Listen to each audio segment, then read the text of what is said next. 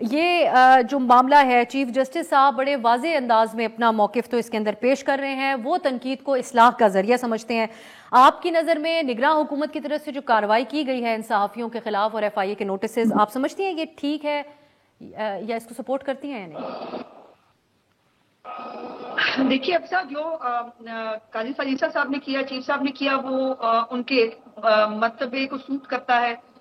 وہ ان کا عہدہ جو ہے وہ اسی گریس کا جو ہے مظاہرہ کرنے کا تقاضا کرتا ہے۔ لیکن میرا سوال آپ سے ہے کہ جو صحافی ایک پولیٹیکل پارٹی کی لائن کو ٹو کرتے ہیں، جو چیف جسٹس کو کارٹون کہتے ہیں، جو چیف جسٹس کو گھٹیا کہتے ہیں، جو چیف جسٹس کو اور گالیاں دیتے ہیں، کیا وہ آپ کی صحافتی اقدار پہ پورا اترتا ہے؟ کیا آپ کے اندر اتنی کرج ہے کہ آپ ان کو نیم اور شیم کر سکیں؟ کیا سارے جو آپ کو گناہ معاف ہیں، جو اس طرح کے صحافی ہیں جو ایک پولیٹیکل پارٹی کے ترجمان ہیں اور جن کو تضحیک اور تنقید کے بیچ میں فرق نہیں پتا؟ تنقید کرنے کا بالکل حق ہے، تنقید ہو سکتی ہے، ہم بھی کرتے ہیں، ہم نے کرتے رہے ہیں، لیکن کبھی کسی نے گالی نہیں دی، کبھی کسی نے اتنا بلو دا بیلٹ جا کر جو ہے وہ کسی چیف کو جو ہے یہاں تک وہ نہیں کیا۔ لیکن مجھے حیرت یہ ہے کہ آپ لوگ جب اپنی لائن کراس کرتے ہیں، آپ لوگوں کی شاید یا کوئی لائن ہی نہیں ہے، صحافتی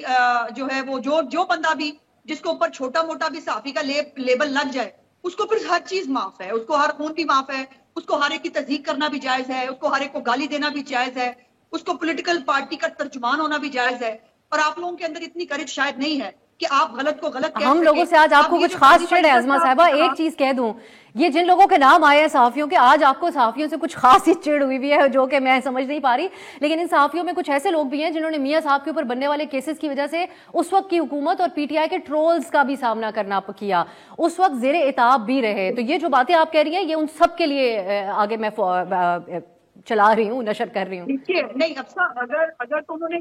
اگر تو وہ صحافی ہیں اور اگر انہوں نے صحیح کو صحیح اور غلط کو غلط کہا ہے، اور اگر ہم پہ احسان کیا ہے، اگر آپ کو لگتا ہے کہ میاں صاحب کے ساتھ اس وقت زیادتی پر انہوں نے آواز اٹھائی، ان کا فرض نہیں تھا، ہو انہوں نے سکتا ہے ابھی احسان وہ کیا، اپنی تو میں احسان پرنسپل سٹانس دے رہے ہوں، لیکن ایک منٹ صحافیوں اتنے کریٹیکل لیولز کے اوپر آپریٹ کر رہے ہوتے ہیں عظمہ صاحبہ۔